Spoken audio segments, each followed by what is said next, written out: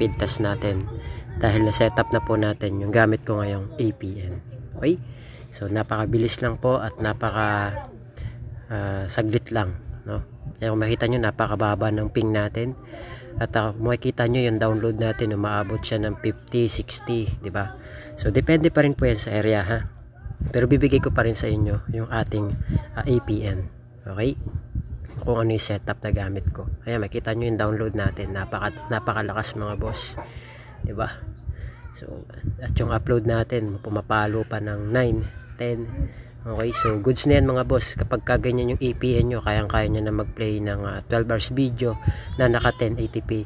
At goods na rin yan sa online games. Ayan, kung makita nyo, yung mga dots na yan, halos perfect, diba? Halos lahat kulay green. So, ibig sabihin, good siya sa gaming, good siya sa browsing, diba?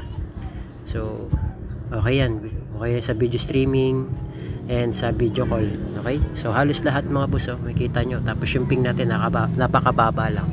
Kapag kaganyan mga boss, ay pwede nyo na yung i-play sa YouTube.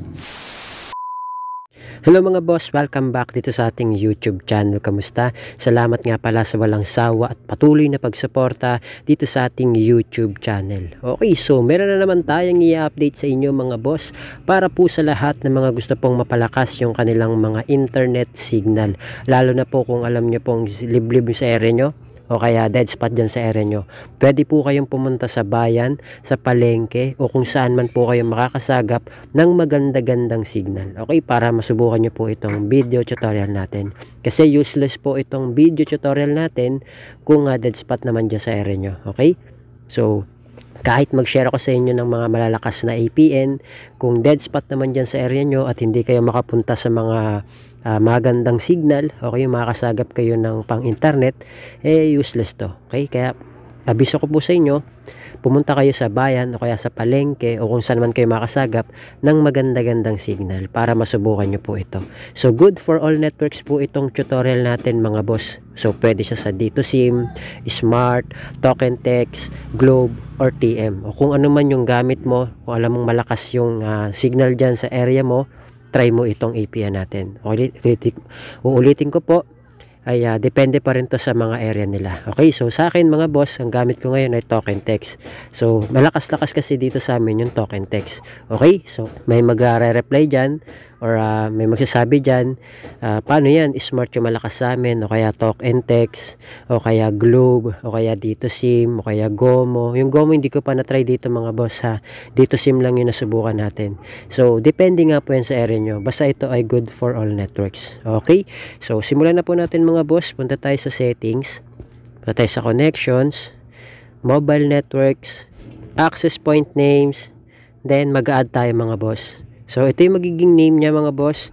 Lagay nyo dyan ay GeoNet APN 5G. Okay, so kaya 5G yan mga boss ay hindi para lang sa mga 5G phone at 5G area. Ito po ay pwede sa mga naka 4G na phone. Okay, katulad ng phone ko ay supported lang ng 4G. Pero naka 5G yung nakalagay kasi speed like a 5G. Okay, so para malinaw lang po sa inyo, hindi lang siya para lang sa mga naka 5G na phone. Pwede yan para sa mga 4G phone at 5G phone. Okay, click natin yung okay. Tapos yung kanyang APN mga boss, ito lang yung gagawin nyo, ito lang yung ilalagay nyo, GeoNet. Okay, yan lang yung APN ilalagay nyo, GeoNet. So click natin yung okay.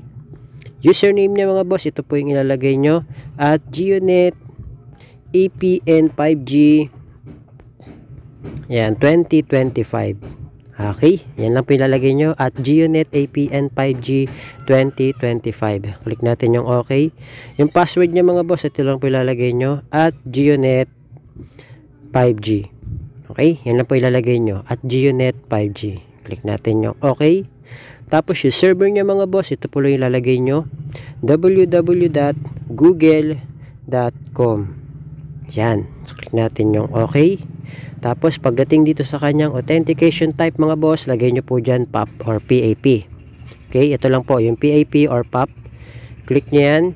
Then yung kanyang APN type, may mga cellphone na kailangan manual i-type, may mga phone naman na kailangan i-click lang. Pero sa atin dito kasi nakalagay na yung default. Okay, kung kailangan yung i-type nyo na po default. Click natin yung okay. Tapos yung kanyang APN protocol mga boss, IPv4, IPv6. Click natin yan. Then ganoon din po sa kanyang APN roaming protocol mga boss, IPv4, IPv6. Click nyo yan. Then pagdating dito sa kanyang bearer, wala na po kayong babaguhin dyan mga boss. Unspecified lang po siya. Bakit po? Para po yun sa mga naka 2G, 3G, 4G LTE at 5G. Ngayon, may option tayo mga boss. Kung halimbawa naka LTE ka, pwedeng LTE lang. Okay? Pwede rin naman unspecified at LTE. Okay? So option na lang yan. Okay? Pero sa atin kasi, pang tutorial natin ay pang kalahatan. So, unspecified tayo. So, click natin yung okay. Then, isi-save na po natin siya. Pag na-save na po natin siya mga boss, i-click po natin yung ginawa nating APN para siya na po yung maging default natin na APN. Okay? Ngayon, ang gagawin natin, pwede kayo mag-speed test or airplane mode nyo muna ng 5 to 10 seconds or mas matagal, mas maganda para ma-refresh lang po yung inyong data. Okay? So, halimbawa, na-refresh na natin. Ngayon, gagawin natin, speed test natin. Dahil na-setup na po natin yung gamit ko ngayong APN. Okay? So, napakabilis lang po at saglit lang. No? Kaya kung makita nyo, napakababa ng ping natin. At makikita nyo yung download natin, umaabot siya ng 50, 60, diba? So, depende pa rin po yan sa area, ha? Pero bibigay ko pa rin sa inyo yung ating APN. Okay? Kung ano yung setup na gamit ko. Ayan, makita nyo yung download natin. Napakalakas mga boss. Diba?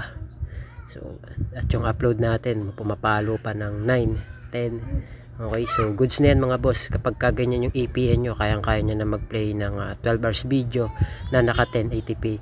At goods na rin yan sa online games. Ayan, makikita nyo, yung mga dots na yan, halos perfect, diba? Halos lahat kulay green. So, ibig sabihin, good siya sa gaming, good siya sa browsing, diba? So, okay yan. Okay yan sa video streaming and sa video call. Okay? So, halos lahat mga boss, makikita nyo. Tapos yung ping natin, napakababa lang. Kapag kaganyan mga boss, pwede nyo na yung i-play sa YouTube. Okay? So, punta tayo sa YouTube. Papakita ko po sa inyo. Search tayo dito ng 12 hours video. Eto. Try natin to. Ayan o. Skip lang pala natin para makita nyo po. Ayan, diba? So, nataasan natin yung resolution nya. Lagay natin siya sa 1080p. Ayan o. Pa-forward natin. Diba?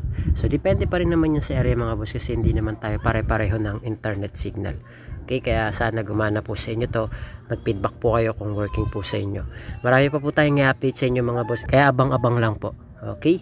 So, yun na mga boss. Maraming salamat. Thank you. God bless you on my next video.